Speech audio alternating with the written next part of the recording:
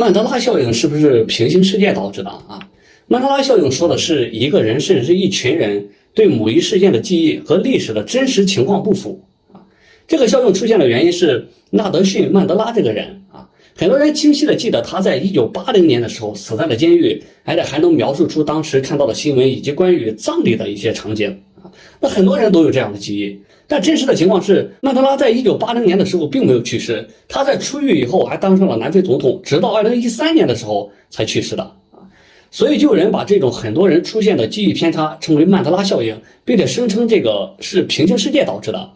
并且关于曼德拉效应，我们还能举很多的例子啊，比如说《爱我中华》这首歌中，大部分人记得是56个民族56枝花，但真实的情况是56个星座56枝花。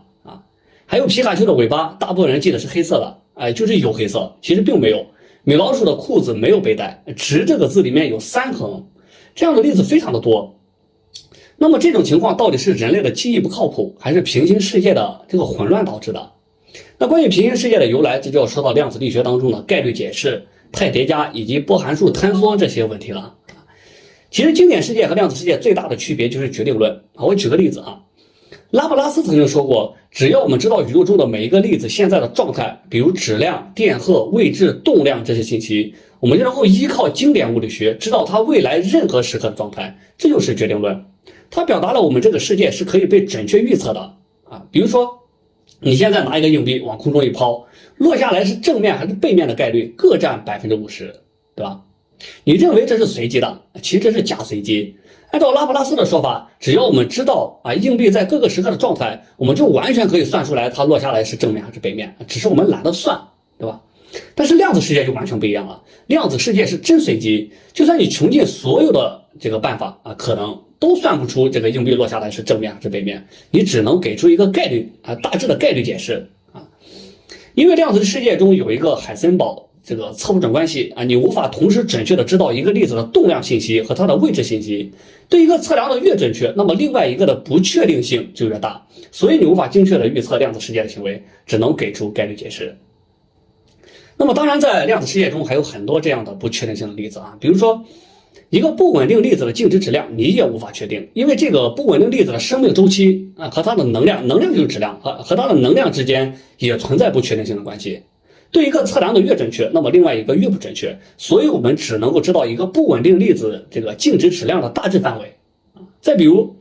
在单电子的双缝干涉实验中，我们一个一个发射电子，当数量足够多的时候，你就会看到在后面的屏幕上会出现明暗相间的干涉条纹这是波的性质。这就说明单个电子同时通过了左缝和右缝并且自己和自己发生了干涉，这是一种既通过左缝又通过右缝的线性叠加态。对吧？就是说，在我们没有测量的时候，微观粒子的行为总是处在了各种可能状态的叠加态当中。当我们测量的时候，才会随机记住是随机出现一个确定的状态。这个确定的状态就是我们所说的经典状态，也就是我们日常生活中看到的宏观物体的行为比如说，我们向双缝一个一个发射小石子，那么每一个小石子它不是通过左缝就是通过右缝它不会处在既通过左缝又通过右缝的叠加态当中的，对吧？然后它就会在后面的屏幕上留下2堆痕迹，而不是干涉条纹，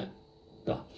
那么当我们测量电子的时候，就是这种情况，电子的行为就会从量子态跃迁到经典态，随机选择左缝或者是右缝通过是随机选择左缝或者右缝通过。那么当然，这个后面的干涉条纹也就消失了。也就是说，只要我们测量电子，知道了电子的路径信息，也就是说知道了它是通过了左缝还是右缝那么电子的行为就会变成经典状态。当我们不测量电子的时候，电子就会处在可能状态的叠加态这个可以理解吧？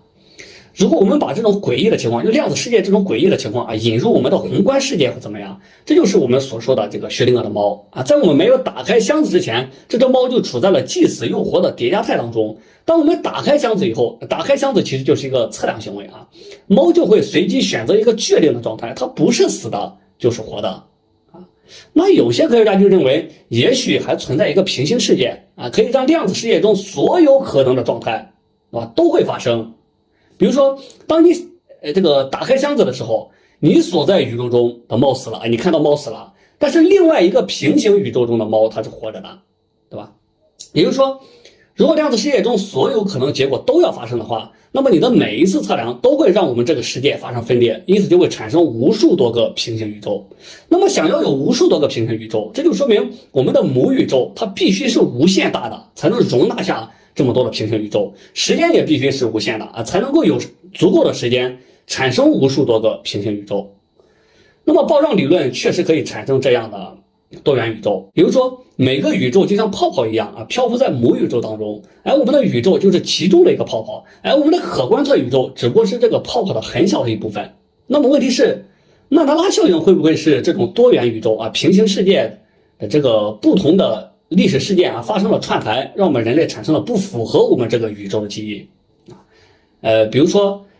在 A 泡泡当中，曼德拉确实在1980年死在了监狱。而在我们的宇宙 B 泡泡啊，曼德拉直到2013年才去世的。由于两个泡泡之间的历史发生了信息错乱，所以导致了我们这个 B 宇宙的这个产生了不同的记忆啊，会不会是这样的？当然不会了啊，因为平行宇宙所在的地方肯定在我们的可观测宇宙的极限之外，这就意味着 A 泡泡发生的任何事情和我们的宇宙完全没有因果关系，即使是两个宇宙之间发生了那种神秘的量子纠缠啊，但是想要把 A 宇宙的信息传递给 B， 它也受到了光速的限制，所以不会发生所谓的平行宇宙之间的信息相互之间的错乱啊。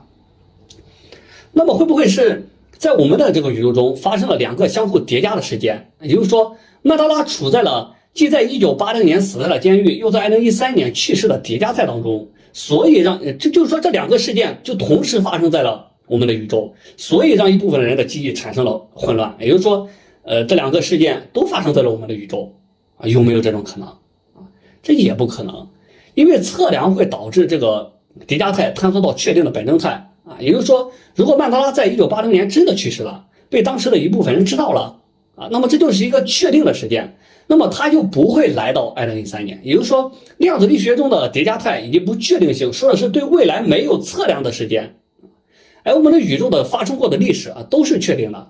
是吧？所以总的来说，平行宇宙并不是曼德拉效应的原因，曼德拉效应真正的原因是我们的记忆确实有问题啊，这只是心理学的因素而已啊，不要和各种鬼魅的事件这个原因啊联系在一起。那今天的内容就到这里，我是理论科学，点亮关注，我们一起学习有趣的科知识，拜拜。